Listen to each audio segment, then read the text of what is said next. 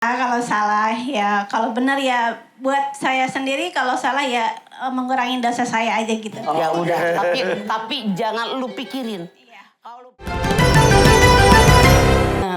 Saya dikaruniai anak 4. Okay.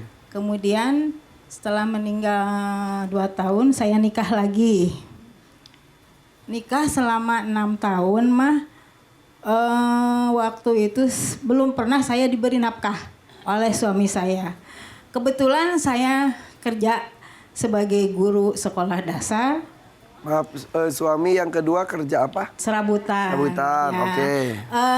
Saya pun tidak pernah nuntut apapun mah kepada suami saya. Nah, suatu saat dia itu meninggalkan rumah pulang ke orang tuanya. Nah, di sini saya berbicara dengan anak-anak. Memang saya tidak punya anak mah dari suami kedua.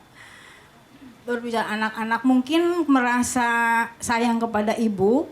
Nah, anak-anak tuh langsung baju-baju suami saya yang kedua itu diantarkan ke rumah orang tuanya. Yang saya tanyakan mah, saya menggugat cerai. Apakah saya ini berdosa? Karena suami saya yang kedua itu sekarang sudah meninggal mah. Gugatan cerai Ibu Heni ini udah ada keputusan dari Pengadilan Agama? Udah. Oke. Saya udah punya akta cerai resmi karena memang kalau PNS mah harus ada bukti fisik ya. Sebelum meninggal. Sebelum meninggal. Nah,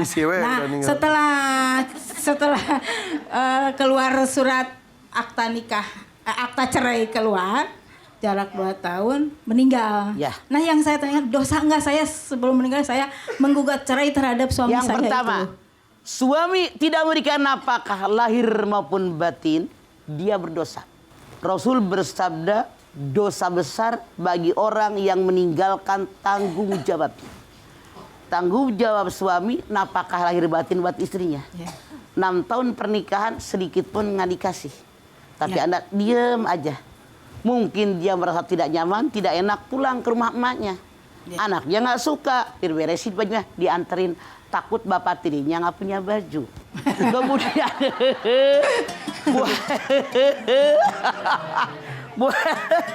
gugat cerai, Anda tidak berdosa.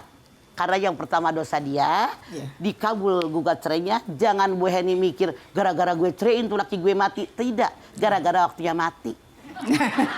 Terima kasih. Kulli ummatin ajal. Faida jaa ajalul hiruna satan wastakdimun Yunus 49. Semua umat pasti bertemu ajal. Kalau sudah datang waktunya ajal, tidak bisa mundur sesaat, tidak bisa maju sesaat. Kebetulan meninggalnya dicerai 2 tahun. Ya. Jadi bukan gara-gara diceraiin Anda, jangan GR. Kalau lebaran ke abdi henteu eta teh. Bisa Heni GR. Enggak GR. Ini pelajaran buat kita semua. Ya. Terima kasih Mama. Kembali. Ya, assalamualaikum warahmatullahi wabarakatuh. Waalaikumsalam.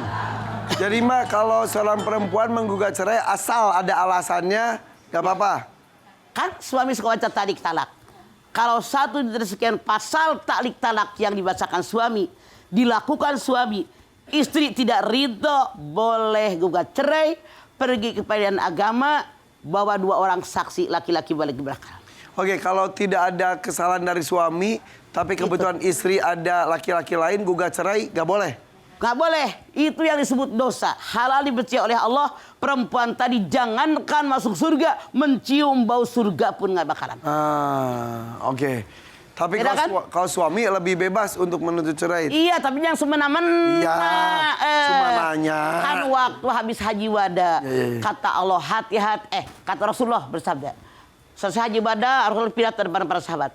Wahai para sahabat, hati-hati kalian dengan istri kalian. Kenapa kata para sahabat?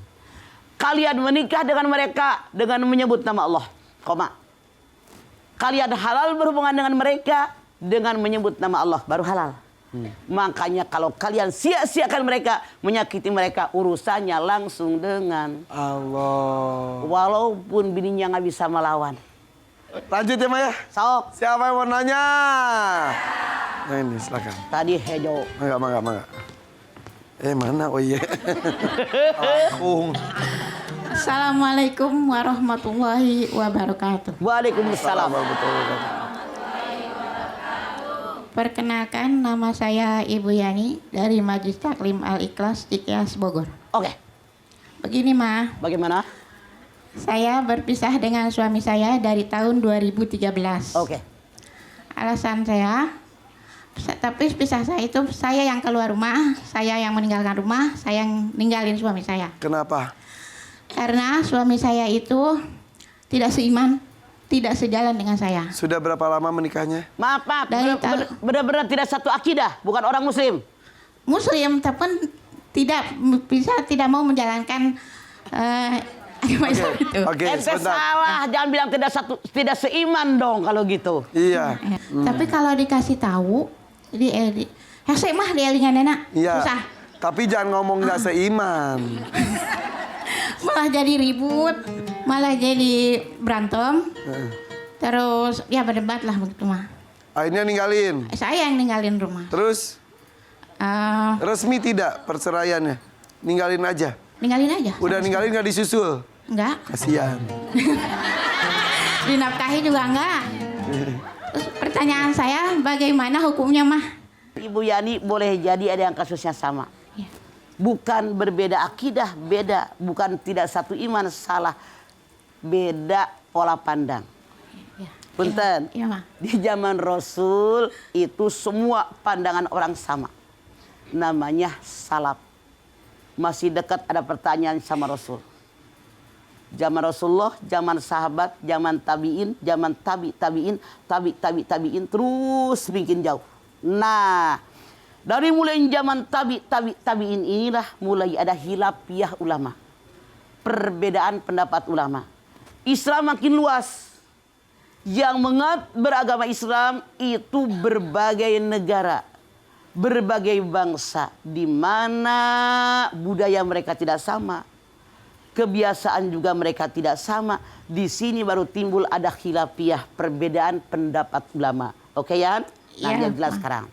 Nah, sekarang saya dengan suami berbeda